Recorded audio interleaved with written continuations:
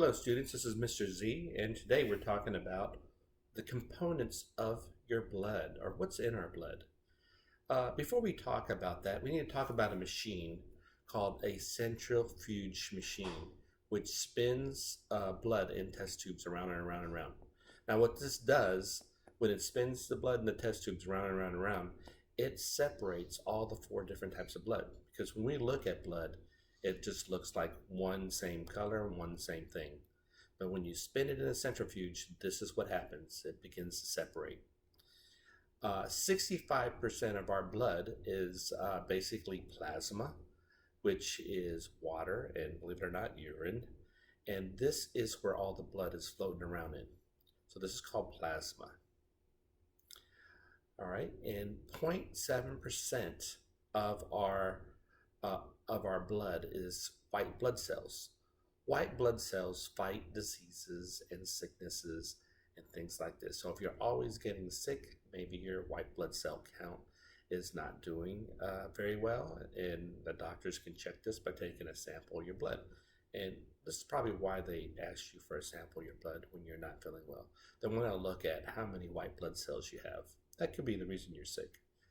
And then 0.2% of our blood are called platelets. Platelets is what makes us stop bleeding. So if you've ever had a cut, and I know we all have thought this before, so you would think like, oh my God, this is never going to stop bleeding.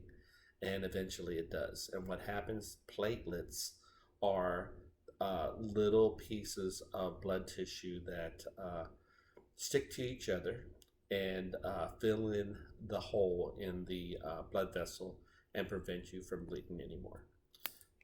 And then last but not least, 45% is our red blood cells. Now this is the blood cells that are doing the carrying. They're carrying the oxygen, they're carrying the nutrients, they're carrying the hormones.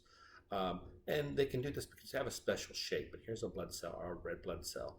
It has a little a dip in the middle, almost like a donut, that our oxygen bubble or carbon dioxide or hormone can travel through our blood vessels.